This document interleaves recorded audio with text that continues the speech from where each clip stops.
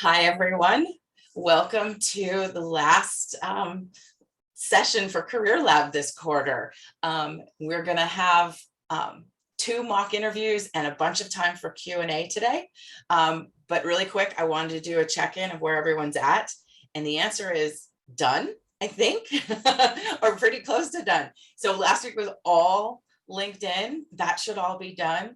And this week was interview. So I know that you were meeting with your partners to go over interview questions, and that probably was last weekend. And then this week was to get the take-home assignment done and to meet with your mentor for that technical mock interview. And then also with another mentor, might have been the same one, but I think they're all different, for a behavioral interview. So you've done all the pieces necessary for Career Lab. Yay, it's right. So a busy, but I hope incredibly rewarding and informative 2 weeks to close out this awesome experience. So today we have what has been my favorite session, and that is the mock interviews with your mentors. So you're going to get to see them in your shoes. And hopefully it's much less stressful than when you're in those shoes. So I'm going to hand it over to Stacie. Take it away. Hi, I'm just realizing I need to pull up my interview questions because I'm interviewing our friend April today. We're not going to play a game? What? we're not playing games. If you're ever on my team, do know that that's something I make them do. Okay, so if this is for the recordings purposes and anybody who wasn't here when I first called it out, but EJ and Chris were supposed to be doing the technical mock interview. EJ's out sick, so we're gonna just wing it, maybe like ask some of the questions, see if any Collabbies want to raise their hand to try and answer, talk through the answers. We will dig a bit deeper into that after this is over. It's only an hour-long session. Generally, these interviews will be an hour or so when you're actually doing them, but we're gonna give you the short version just so you can kind of see somebody else doing it, because it's when you step out of your own head, it can be really insightful to see what other people are saying. So to start, I will be interviewing April over the next 15 minutes, 20 minutes, 15 minutes. And then we'll do some Q&A, and then we'll jump into the technical interview section where we will do something. Shelly is going to share last quarter's recording of this session, because it actually has a technical interview in it. I can't remember who was in the last one, but it was Jen was the interviewee. Oh my gosh, that was so good. That one was so good. Okay, share that one. Loved to watch that. Excellent. Okay, well, with that, let's get started. I'm gonna put my game face on and scene. Great. Hi, April. How are you? I'm great, thank you. How are you? Well, welcome. I'm doing great. Thanks for asking. It's Friday and I'm excited for the weekend. It is. But thanks for taking time to talk with me today. I know that this takes a significant amount of effort, and I appreciate your time. But I'm eager to tell you more about the role for a front-end engineer at Zapier and ask you some questions and just get to know you a little bit better. So great. Before we start, just some hot tips. If you can give specific examples to questions, that'll really help me better understand you and your experience. This is a very conversational, casual interview. So if you have questions and you just want to shout them out, please do. I'm perfectly okay with that. Okay, and I'll leave 5 minutes or so at the end for you to ask me questions if you want to pick my brain a little bit too. So that's perfect. Any questions before we get started? Nah, I'm ready to go. Cool. All right. Well, okay, let's start out can you tell me a little bit about how you got into web development? Yeah, sure. So I kind of found it later in life. Earlier in my career, I did a lot of like administrative type work.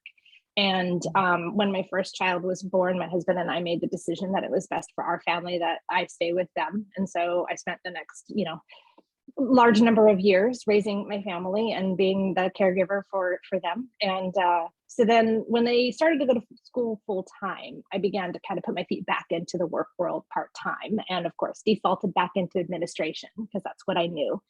And very quickly realized I did not want that as my permanent career. And so started kind of trying to figure out, I don't know, as I used to joke, what I wanted to be when I grow up. And in the process, my daughter was entering high school and starting to think about kind of her path and her careers. And we started looking at computer science as an option for her and all of the ways in which it met and kind of melded with her personality types and the things that she liked, and like the creativity and the puzzle solving and like, you know, having a structure to work under as far as like syntax rules and things like that. And I realized that I also very much enjoy all of those things. And so I had some free time and I would just kind of dabble around with some free online courses, and very quickly realized that I very much enjoyed this. And so I just kept learning and learning and learning. And, you know, in the beginning it was slow. And then towards the end, I finally kind of really dug in and spent a full year just pretty much full time, just studying and learning and taking courses online and getting better. And my friend encouraged me to apply to an internship program that didn't require you to be a college student, which is very, very rare to find. And so, you know, at first I was like, no, I'm not even ready. And they were like, just do it. So I put my name in for that. And it happens to be an organization that operates in the free and open source software world. And so the initial portion of it past the application process is 30 days of contributing to projects that are a part of that organization.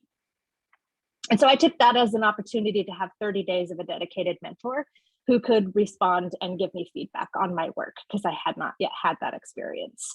And if at the end of the day I got the internship, all the better. And so I just kind of dove in head first, found a project that I liked with very supportive mentors, and made quite a few contributions over the course of that month. And, you know, as you know, they started out very small and then they slowly got up leveled, and to the final spot, I actually was working on a feature that I was adding into the application.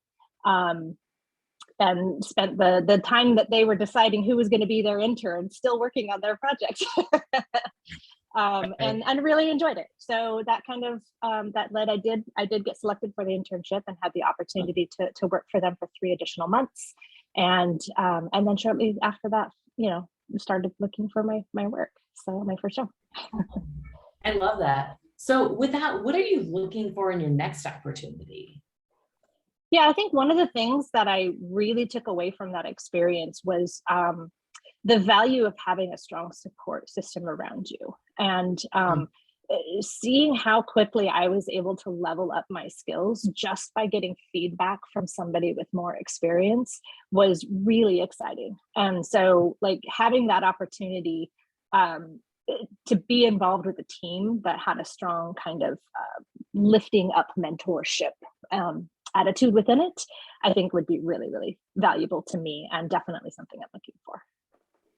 Excellent. That's great. Yeah, I too have quite benefited from mentorship. So I feel you in that. I think it's something that I'm really passionate about and that really you can see present on our teams here at Zapier. So that's great to hear. That's awesome. Okay. What is a piece of work that you've done that you're really proud of? What's the thing that you've worked on that you're the most proud of? I think the project that I did is as the intern. So the application that I worked on was a localization application, and while it's so it's for the Mozilla organization, and they use it for localizing their websites and marketing materials and things. But also, since it's open source, it can be used by others. And there's a lot of individuals who volunteer their time to do translations and so forth inside that application and using that product. And one of the key pieces that they had missing was a way for individuals to communicate internally through comments. So like if a reviewer was reviewing a translation and maybe had a clarifying question, or wanted to maybe make a slight edit, but let the individual know like, hey, you were really close, but you know, I'm going to go with this preferred translation.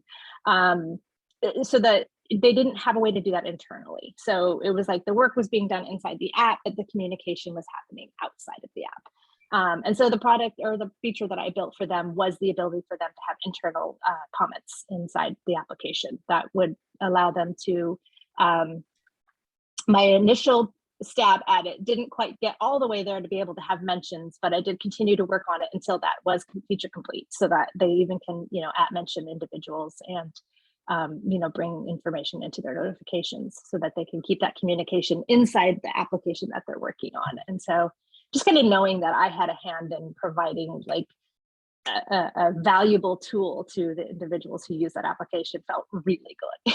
Yeah, that's amazing. That's really impressive. Did you work on that by yourself or was it with a team? Most of that work was done independently within a team. So it was a very small team. There were only 2 other engineers on it. But that was exclusively my project. So I would, put together the code and then post up my work for review throughout the entire process. So it wasn't really something where I just sat down and said, here's the feature. But it was more along the lines of a working PR through the whole process in a draft form until its final state. And a lot of the communication between us was done through the comments on that PR. And so, yeah. That's really great. Can you tell me more? Like, I love how you're saying you had this kind of working PR the whole time that merged in the end and ended up being the feature. Can you tell me more about how you got that piece of work and how you kind of organized yourself to make it all the way to the finish line? Yeah, that was my first time taking on something like, big. And so, like creating the actual file and not just, modifying an existing, component or something. And so I think at first I felt a little overwhelmed. And in the end, I just kind of took a step back and took a breath. And there's something that I learned through my self-teaching through my journey, which is that a quote that comes from Marie Forleo, which is everything is figure outable. And it's something that's really kind of always kept me moving forward, which is like, I may not know this now, but everything is figure outable. I can find a solution through resources and individuals and, elsewhere. Like there's an answer. I just have to find it. And so I learned to just kind of start simple. Like, what does this need to be? It needs to be a section on a page. So let me make a section that displays on the page. And then what needs to be in that section? Well, I'm going to need to have like a div that has, where I can put some text in it. And so I just kind of slowly built it piece by piece and then, went back through and refined and added more and, just kept moving forward and tackling the problems as they came up and building until it was done. That's great. So what is one of the biggest challenges you faced? It doesn't even have to be in this project, but just in your career, one of the biggest challenges that you faced, how you overcame it. It sounds like you learned a lot in this role. So if you have any other ones you can lean on, that'd be great. But also this is perfectly valuable experience too. So I think the biggest challenge and the thing that I learned throughout my journey was to not work in a vacuum. The first few years that I was doing, my self-teaching, I was afraid to expose myself because I knew I didn't know. And I felt like I would look dumb and I know that a lot of industries are very tight knit. And so I think there was this fear that if I went out and exposed myself as being, not good or not skilled to somebody that they might then tell somebody who would tell somebody, and then I would never get a job, So I kind of hid in the shadows for a long time and just kind of kept doing my thing. But what ended up happening was I had no reference point. I didn't know where I was at. And as we all know, I think in general, we all self-evaluate ourselves much harsher than others. And so, as I said, when I was getting to the point to where my friend was encouraging me to apply to that internship, I still didn't think I was ready. And so without their encouragement, I would not have applied because I would have felt like I wasn't there yet. And so once I finally just kind of took that big leap of faith and put myself out into like meetups and groups and started talking to other individuals and realizing like I actually do know what they're talking about. Like, oh, that makes sense to me. Like that conversation is a technical conversation and I actually understand what you're talking about. Maybe I do know more than I thought I did. And so I think for me is just to remember to not live in a vacuum and to reach out to others and get feedback because it's invaluable. That's great to hear. One of our core values at Zapier is defaulting to transparency, and that fits right in line with that you can just spin your wheels endlessly trying to figure things out on your own. But why would you do that if you can just ask somebody who has the answer? And it's a really hard lesson to learn because it causes you to have to be vulnerable, and that can be really uncomfortable and scary. And it's great to hear that you've like been through the motions and have learned that and really, lived more transparently and stuff. That's fantastic. Okay, one last question, and then I will let you ask me some. Awesome. In this role as a front-end engineer at Zapier, you'd be working on a team of about 4, doing building a platform that our marketers use to design and deploy websites. What do you think will be your biggest challenge on this team? Coming into the role, what do you think what's the scariest? What's going to be the hardest for you? Where do you think you'll have the most room for growth?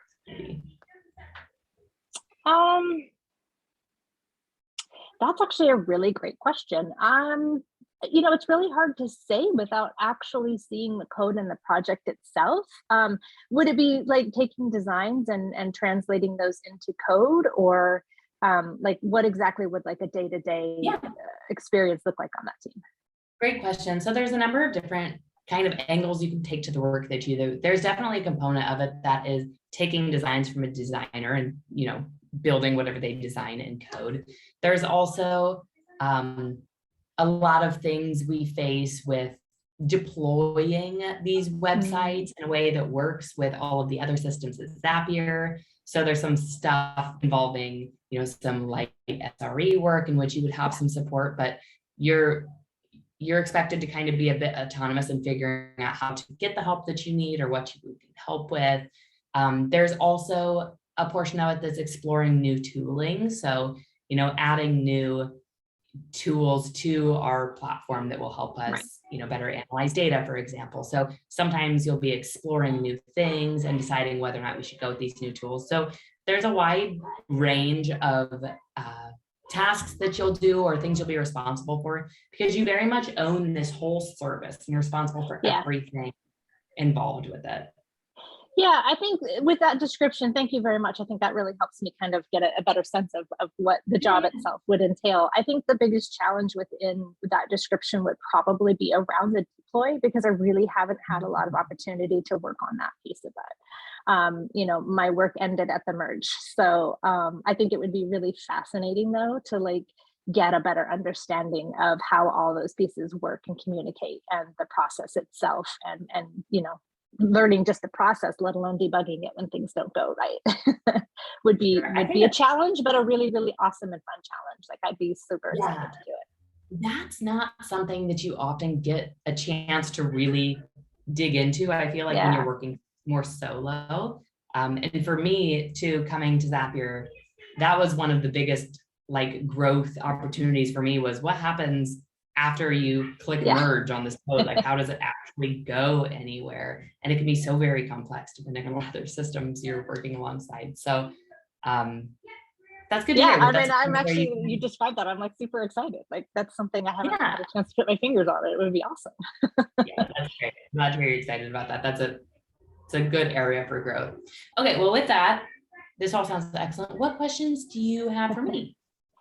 I think you touched a little bit on it earlier in saying that the overall mindset at Zapier is supportive, but like more specifically and concrete, like what does that look like on a team? You said it's a smaller team of like 4 people. And so like, I think one of the things that often held me back was feeling like I was a burden, or like I was going to be imposing on others. And so is there a sense of expectation coming in as a newer developer that there's going to be a little bit of handholding in the very beginning while you get your feet and grounding and so forth? And what does that look like? Yeah, absolutely. So you will definitely have an onboarding plan if you come on board, and that's very much team specific. So if you come onto this team of 4 engineers working on the content platforms, they're a very tight-knit team and they value pairing a lot. So they spend a lot of their time synchronously on calls. One thing that you'll have as a new person is dedicated time just for you with one of our other engineers, at least every day for an hour until you're feeling comfortable. But I would just expect for the first 2 months or so, a standing hour every day that is your time to be used however you need it. If you are just shadowing them, that can be a way. If you have questions, if you're working on something and you want to pair with them, that's your time. So that you don't feel like a burden, because I felt like that too. And I know that if I have to ask somebody for their time, I just don't. Like, it feels uncomfortable. But if it's there for me and I can fill it with whatever I want, I can learn and grow so much faster. So you will have time. You're not expected to be, like deploying code to production right out of the gate. You will ramp up, and it'll start by shadowing other engineers, seeing what they're working on, and then pairing with them and working alongside of them for a while before you start taking ownership of different bodies of work too. So you'll have the support you need. You're not going to be thrown into the water. And I think another thing that Zapier and the engineers there do really well is demonstrate and really model good transparency. So you'll see, our senior most engineers in Slack asking questions that are things that they just don't know, and they're not scared to ask. And people jump in and have a lot of empathy when they're responding to that, so that people don't feel scared to ask them, and they're free to learn and grow and share information like that. So I know starting new roles, especially in engineering, can be very scary, and there's a lot of imposter syndrome. But I feel like Zapier does a pretty good job making people feel welcome and actually supporting people in their growth. Yeah, that sounds great. I really love that there's that dedicated time, because you're absolutely right. It would be very hard to like say, hey, and to just know. Yeah. I mean, within my last internship, the majority of the time was of our interaction was actually in written format, because the entire team, with the exception of myself, was in Europe. And so we had completely different time zones. And so while one mentor tended to work later in his day, generally speaking, there was a lot of asynchronous and work, but I always knew that I had like some dedicated time of theirs when they would show up to answer any questions that I had left for them. And so that's awesome. That's great. Yeah. What else? Any other questions? I think that kind of really, you did a great job kind of letting me know a lot about what the position itself is and the culture. So no, I think I'm great. Thanks. I really appreciate your time and the opportunity. Excellent. Yes, again, to you too. I know this is no small feat to spend time getting on with me. The next thing that happens is I wrap up all my notes, I send them over to recruitment, and they will be the ones to reach out to you about what is next. So again, Thank you so much for talking to me. And thank you. I look forward to hearing from you. Okay, bye. Great. Okay, I look forward to hearing from you all. Thanks. And maybe April would reach out to me or recruiters to be like, thanks or whatever. But that was a very shortened form of a very long interview usually. Thoughts, comments, questions, concerns, things that April did that you were like, that was really good, or things that you were like, she maybe should have used this instead of that. I don't know, whatever it is, feedbacks. Be honest, I can take it. I have some. Yes. Yeah. So the things that stood out to me, and I took a bunch of notes on, were how you really masterfully, and this is something I've tried to get good at, of when you're answering a question, you're slipping in the things that you want to say, even if that's not what they asked. So the way that you said something about when you were doing the comment feature, you mentioned how it grew and how it changed. That was just a few words that you slipped in. But anyone interviewing is like going, okay, iteration, working in that kind of thing, just masterful. Using the PR to communicate. Even Stacie couldn't resist talking about that. So that, it wasn't the specific question that she had before, but slipping in how you work, how you function, I thought was great. And I think that's the way that you manage an interview. And then that quote, everything is pick upable, I think. Figure outable. It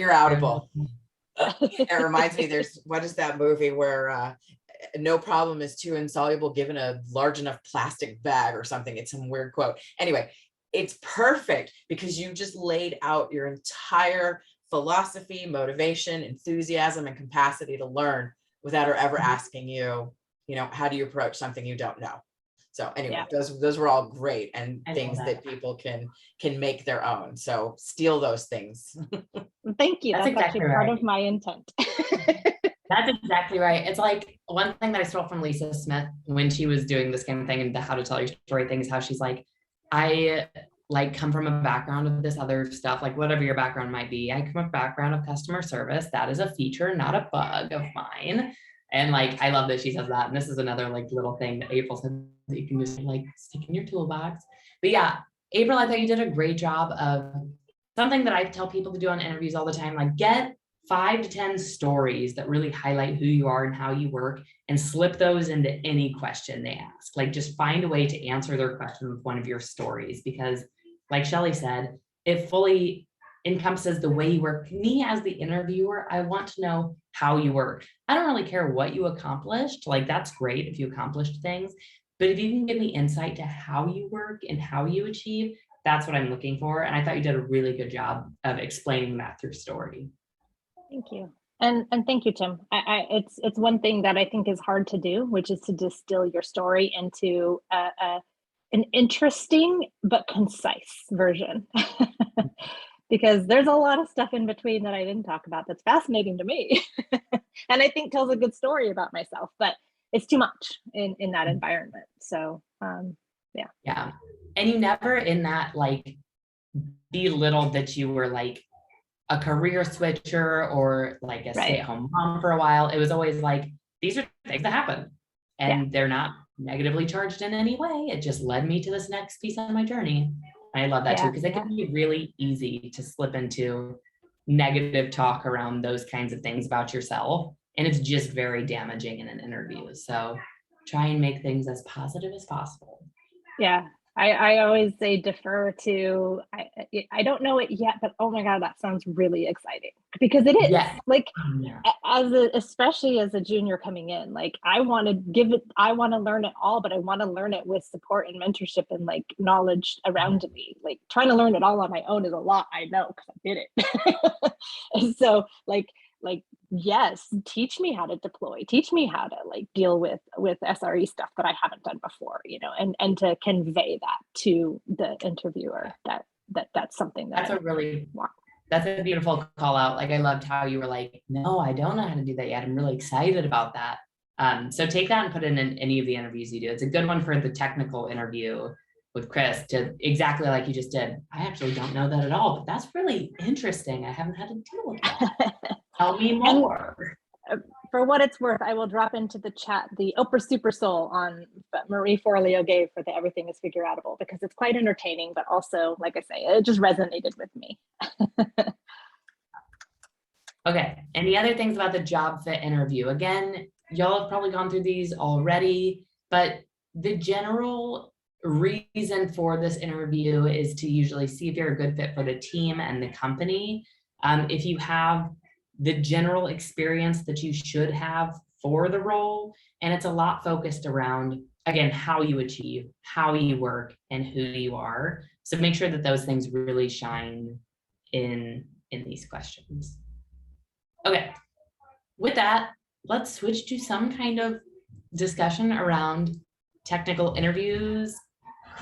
Chris, maybe you can just lead it and do whatever. You can ask me to help however. Sure, yeah, that sounds good. I took some time to go over the new technical exercise that the Collabbies are doing for this round. And I've got some thoughts on just like how I would approach it as a grader and kind of what I'm looking for and why. And then I could talk about like how I would run the technical interview then when we sit down to actually discuss it.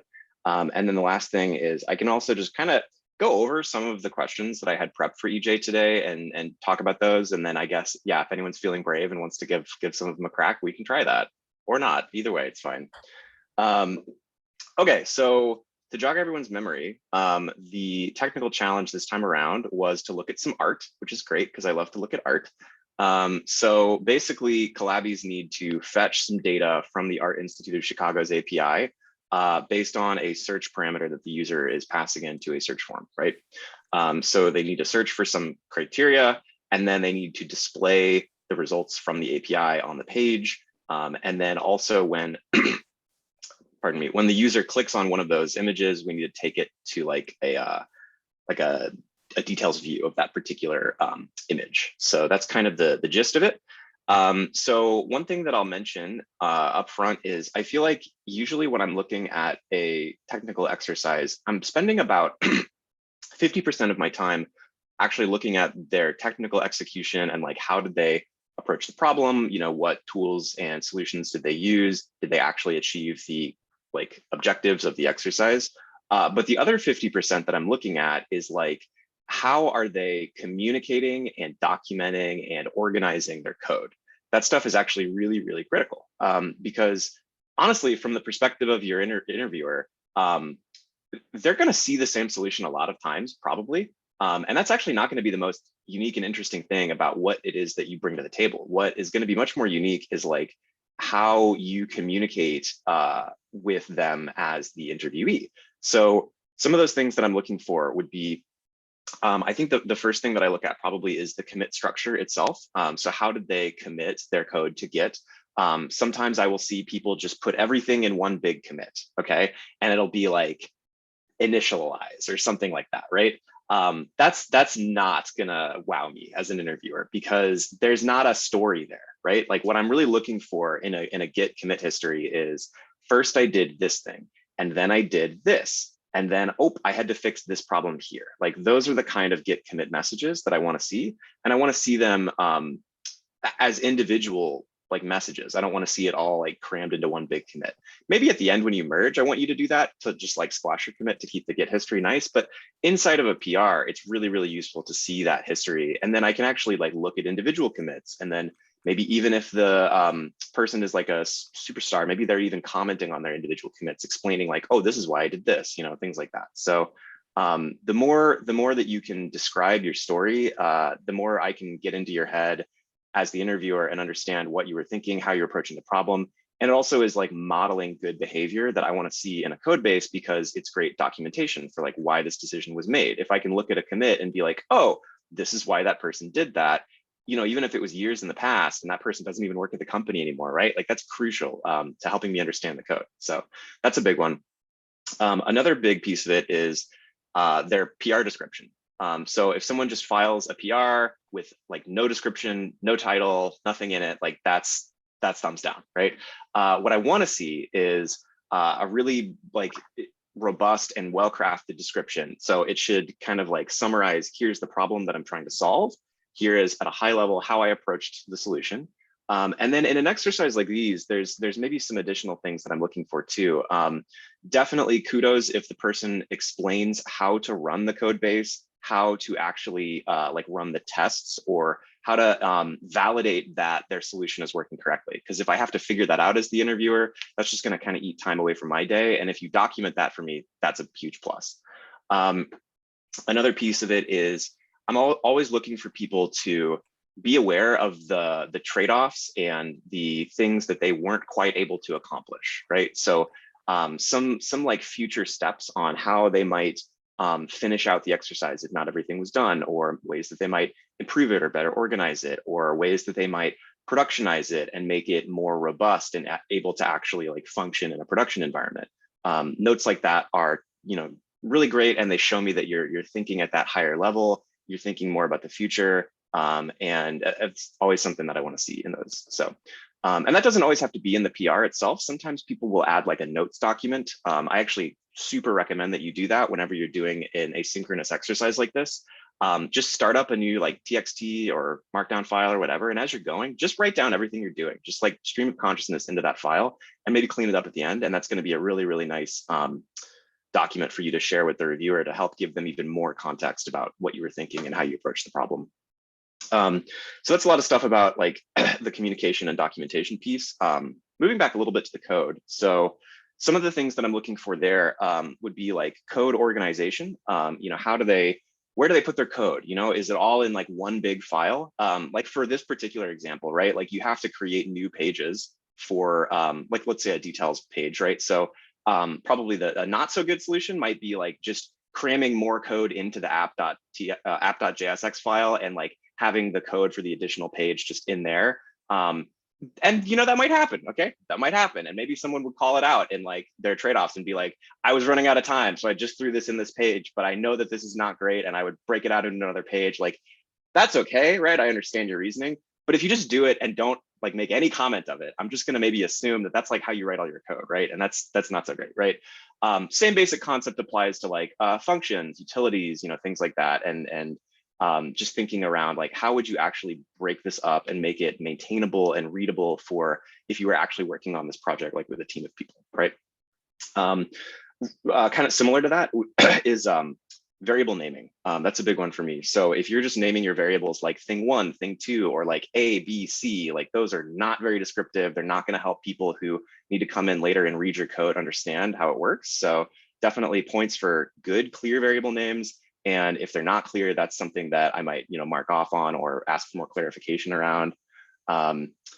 Similar to comments, or similar to variable names, is also code comments. So code comments is another thing that I'm looking for. It is possible to go overboard. So don't comment every single line and be like, this line sets the variable X to the value 5. Like, I don't need that, right? But what I do need is like an explanation of, at a high level, like what is the code doing and why is it doing it, right? So maybe like having, a line or two describing the purpose of each function is really nice, and like what the parameters are that the functions take. Like, that's always really nice to see. Or if there's a particular like weird edge case that you had to handle, or something where, you've got to check this thing, but it's not really clear like why, adding that additional context with comments is great. And so if I get a project back with like literally 0 comments, like this is usually not a great sign for me. In the presence of really good commit messages, really good PR description, other stuff like that, it can be okay to not have comments, but it's all part of the overall picture of like, how well are you documenting and communicating your code, right? And then let's see, I think in this particular example, then of course, I'm also digging into things like, did they solve the bug with the form where it refreshes the page, and how did they solve that? How did they approach it? How did they approach the conditional rendering for the other pages? I'm also looking for what I might call like kind of like stretch goals a little bit. So for example, the API is returning like a lot of data, right? Like you could have thousands of images that match a particular search. So I would be interested in, did the interviewee implement any kind of pagination, right? Like, can you click a button to fetch the next page of results? Does it display those results? Like, that would be like a perfect kind of thing. If someone really did that, I'd be really impressed with that. I'm also looking perhaps at like the accessibility of how they build the page out. One thing I might immediately look for is, I checked the API and it looks like you do get alt text descriptions for the images. So, I'd be checking like, okay, did they wire the alt text up to the image so that people using a screen reader can view it? I might also try like navigating through the page using the tab button to be like, okay, can this be navigated with the keyboard as well as like the mouse, right? So stuff like that is also really good to look into, and is just another opportunity to shine as an interviewee, right? So that's kind of like how I would approach it as I'm like sitting there grading it on my own, right? And then, typically how it works is then later on, I would sit down in an interview session with them and go over the exercise and talk about it, right? So usually the way that'll work is I'll start off by just kind of, open-endedly just kind of letting them be like, all right, walk me through your solution. Like, how does it work? What did you do? And that's, really super open-ended. But I'm looking for them to, describe to me like what some of the harder parts were, like what was most challenging for them. I might ask that question. I'm also looking for like a little bit of an articulation around, what the trade-offs were, like I said before, how they might productionize it in the future. Those are all things that I'm hoping to kind of get out of that, that discussion. From there, I then might also drill into particular areas. So like, if I notice a bug or if I notice something doesn't work, like I might ask them, oh, did you notice this? Like, did this not work for you or whatever? It's always good to ask, because actually sometimes you as the interviewer might be testing it wrong or something, like you might have like run it incorrectly. So it's always good to catch those little things. But sometimes they might also have been aware of it and be like, oh yeah, I did that this way, and here's how I would do it in like a better scenario if I had more time or something like that, right? Or sometimes it's just a gotcha and they didn't realize it. And, you can also just take that graciously and be like, oh, thank you, I appreciate that, and move on, right? So after having talked through the exercise and kind of like drilled into any of the like question areas that I'm curious about, if I've got extra time at the end of the interview, then typically what I'll do is I'll move on to maybe a mix of like higher level sort of technological architectural questions around like, okay, let's say that you had to build a shopping cart application for a website. How would you approach that? Or the one that I had prepped for EJ today actually was, let's say that your team, your company has a big UI application with a bunch of different pages, a bunch of different components, and a bunch of different teams that'll work on that system. Let's say that your company wants to split that application up into multiple independently deployable applications. How would you approach that problem? Like, what technologies would you use? How would you tackle that? And usually I would have like some follow-up questions along the lines of like, what are the trade-offs of the solution that you are choosing? What are some alternative solutions? What are the pitfalls that you foresee with this particular solution? Things like that, and kind of go back and forth and talk through that with them. And then after that, I might dig into some other just like particular areas of interest for me and for my team and what's important for us, because that's kind of always what you're looking for a little bit in an interview, right? You're not just trying to find someone who's smart, you're trying to find someone who can like help you solve the problems that you actually have as a team, right? So I might ask things about like UI performance, and ask like, how would you diagnose or debug an issue with like your page load speed? Or how would you solve an issue with cumulative layout shift, where like the page is jumping around whenever the page loads for the user, right? Some other pieces, I would also dig into their knowledge of accessibility, ask about like semantic HTML, for example. Ask them, how comfortable are you using a screen reader? Like, what tools do you use to help ensure accessibility for the UIs that you build, things like that. Another fun one I also like to ask is kind of doing a little bit of a role play scenario of like, okay, so one of the pages in your application, like the web page is just not loading at all. Whenever the user visits it, they just get a blank white screen. What do you do to debug that situation? And just have them walk me through like, okay, I would do this, and I would check the console logs, and I would check the network, and I would maybe look at our overall system, see like, are there any outages occurring right now? Kind of walk through like their thought process there, right? Yeah, so that's pretty much the gist of it. And then usually at the end of a technical interview too, I'll do similar to like what Stacie did, where I'll leave some time for that person to ask me any questions that they have about the company. And this is both an opportunity for you to interview the company and look for red or yellow flags around things that you don't want in a company, but also to find those green flags too of things that you are looking for in a company, and like ask about their engineering culture, ask about how they handle things like on call, or do you have a continuing education or conference budget? Do you do hackathons? What's your team culture like all those kind of questions, to be like, okay, is this a company that I actually want to work at, right? But it's also an opportunity, like I said, to impress the interviewers as well. Because if I get to the end of the interview and I'm like, okay, so what questions do you have for me? You must be excited about this opportunity in this company. You must be curious to learn more, right? And they're just like, I don't have any questions. Like, come on, right? To me, that means, okay, they're not interested. They're not that curious, right? So, be prepared with some of those questions, and realize that it's an opportunity to show that you're interested. So, that the interview isn't over then, right? Like you still have some opportunities to show off what you got. So, yeah, that's pretty much the gist of it. Any questions for me on that, or any other creative ideas on where we want to take this next? I have a question, Chris. What is the last thing that really impressed you in an interview? Like, that's something somebody did that you were like, oh, that was good. Like, I want to hire that person. Yeah, I think the last one that I was really impressed with, they were a pretty senior candidate coming in, and what I could really tell that they had that really senior, high level kind of architectural mindset is that in their notes about productionizing the app that they had built, they didn't just talk about like, oh, for this particular app, like I would add, logging, and I would add error alerting and stuff like that. Like they were thinking a lot higher level than just the particular concerns of this application, and instead we're thinking about the organization and the other teams that might intersect with this application. So they brought up things like documentation for other teams that might have to depend on this system. They brought up like how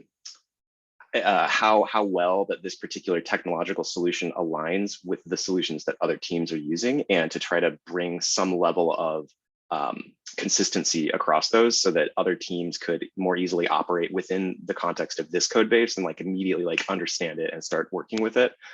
So they just really had like that kind of like staff engineer mindset, I think, of, thinking not just about your own team and your own project, but about how it fits into the larger ecosystem of the company. And when I see that, I'm really excited, because I think those kind of people are really good for the health of an engineering organization overall. So yeah, one thing that I like about that is it's something that you can, like, it's kind of a mindset you can take in these technical interviews, even if you're not senior staff level.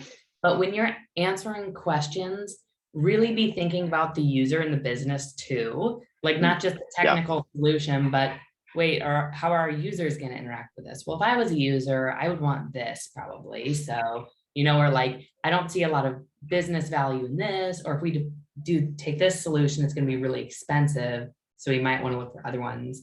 But yeah, thinking more than just about that team and the code can be really impressive. Okay. totally. If I know, like, I've been asked about trade-offs a lot in technical interviews, and I always struggle with that a lot, because generally when I have a way that I want to do something, it's because it's the only way I know. And so what would you say if somebody were like struggling with responding to a trade-off questions? Are there ways that you can kind of almost dance around it and still sound articulate, or what do you think about that?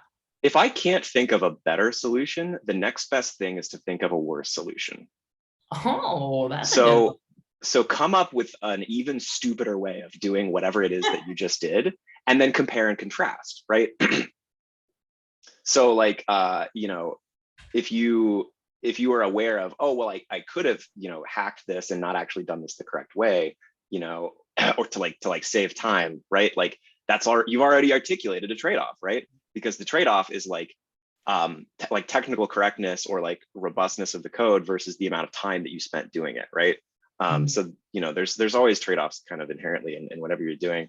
But then I think another good thing to think about is like, think about the what's the term? Like the dimensions that you are trading off upon, right? So like we just talked about one, which is like time versus like technical robustness, right? But there's other trade-offs too. Like there's the performance of the code, right?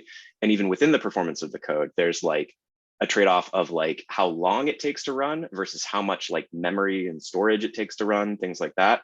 There's also trade-offs around the user experience, right? Like sometimes apps have better user experience, but they come at the cost of development time, or they come at the cost of performance. And sometimes you need to have a better user experience because your users need a lot of help to understand the application or something. Or sometimes it's a business application where no, the most important thing is just the performance time, and like understanding those trade-offs and what the business wants is really important. So if you can think about those dimensions and think about those trade-offs that sort of exist in abstract a little bit, and then think about, okay, how do they apply to the problem that I just solved? And how, like, what did I choose? Did I optimize more for speed or more for like memory and storage usage? Did I optimize more for the user experience, or did I optimize more for, the business use case, like whatever? And then being able to articulate those trade-offs, even just like thinking through that process, I think might give you some ideas as to other solutions, other multiverses that you could have entered of different things that you could have used to solve it, but you didn't because you chose this particular one,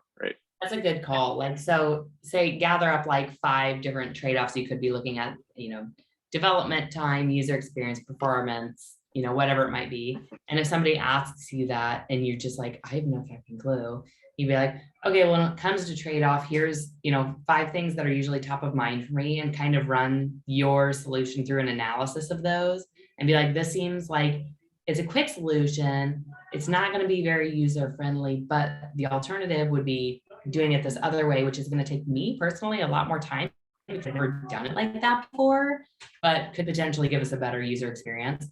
And I think that could be a good, almost like pattern for responding to something if you don't know, just like, what the trade-offs are and just walk through each one and how it applies. So Chris, my thoughts just coming at this from like a junior perspective versus a senior, like as Stacie said, oftentimes it's just because it's what I know.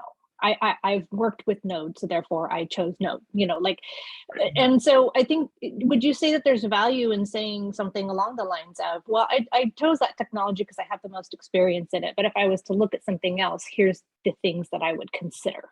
and then start talking about the areas and the places in which you would recognize that you would be making comparisons, even if you don't yet have an understanding of a different technology to have physically done that yet.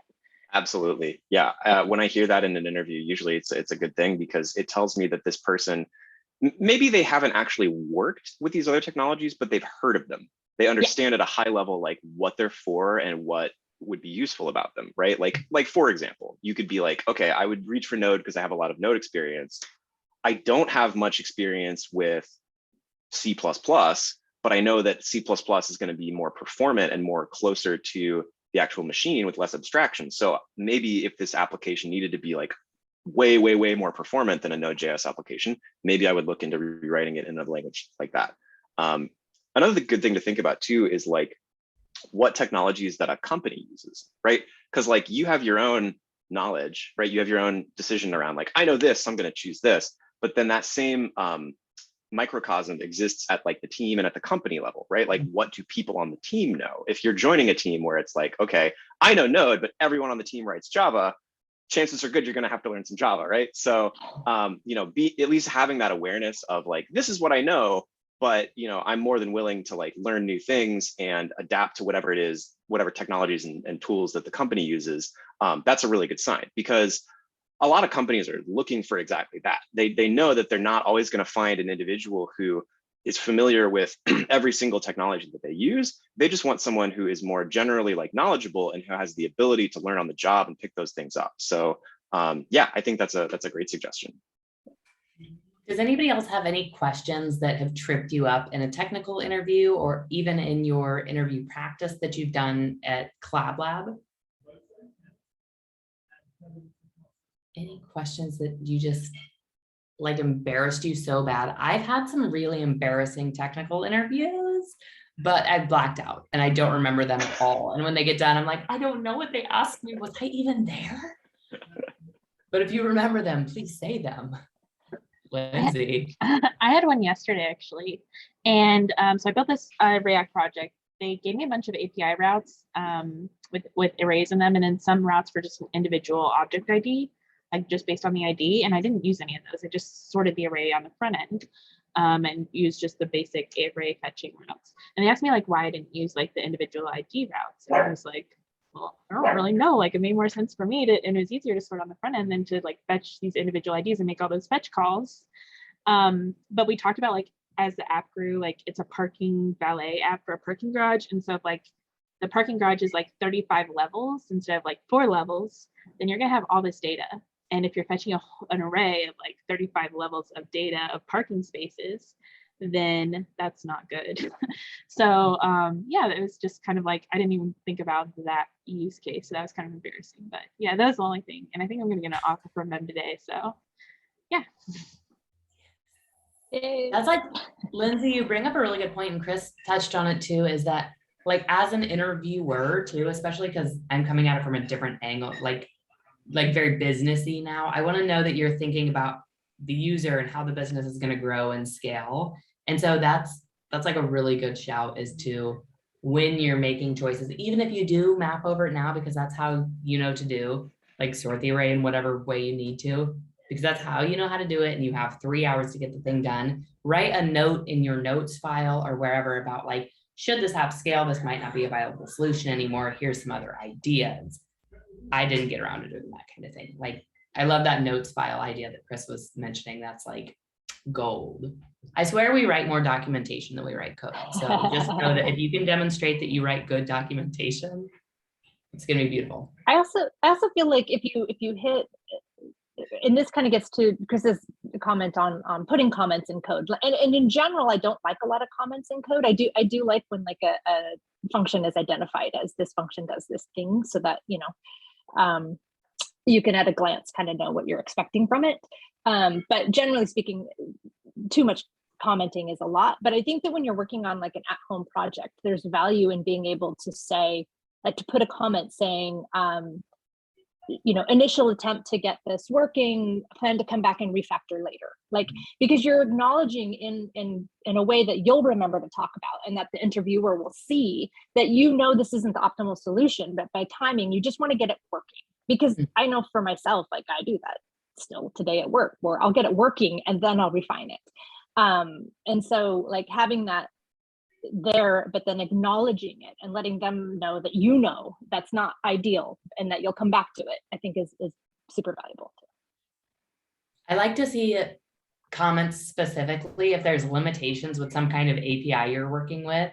And so you did something like a little wacky that like doesn't seem ideal, to have a comment in there like, I know this seems wacky, but this is why. Yeah. Yes, Chris, I wouldn't recommend that into production. And yes, I have also seen that code where we're going to get rid of this eventually. And I've been out in the chats going, is 3 years eventually? Because it's been 3 years, y'all. Yeah. I mean, like my use of the term love is only half sarcastic there. Like, of course, it's like, haha, yeah, that code lasted forever when you thought it wasn't going to. But at the same time, it is good to see those too, because it helps you understand what parts of the code to be more skeptical of as you're reading over them, right? And to understand the things that are more crystallized versus the things that are like, haha, I did this in a quick hack job on a Friday, bye, right? Right. Because that goes to production. That's a real thing. Like you will see that, right? And so having it be commented and like at least having the self-awareness to know that that was kind of like not the best thing, and then communicate that with future people is so much better than to just do it and to not comment and let someone eventually figure out, wow, this was done poorly. Yeah. Get blame will give you away every time. At least admit you know you're failing. Right. Yeah. Comments are also really good. I found them to be really helpful when something is going to break something else in a peculiar way that doesn't seem directly related. Like if you change this, be sure to change this really random other thing, because they're like reliant on each other in these weird ways. So comments are good. I could drop for another call. Okay. Thank you. Feel free to reach out if you have any all. questions or want any follow-up info from me. Yeah, I'm in Slack. So Yes, and we'll share a video of the last one so that y'all can see like the technical interview happening. And yeah, let us know if you have anything you need help with. We're all here for you. If you want to practice or ask questions, let's do the thing. Good luck, Lindsay. My fingers are crossed for you. Yay, Lindsay. Also, don't forget Sunday is graduation. That's right. Yeah. Sunday's graduation. Basically what we'll do on Sunday is just like talk about Career Lab, talk about what's next for you, talk about ways we can improve this for the next round, talk about what was most helpful. So come share your insights and we'll keep making it better. Cool. All right. I'll see y'all around. Bye, guys. Bye, everyone.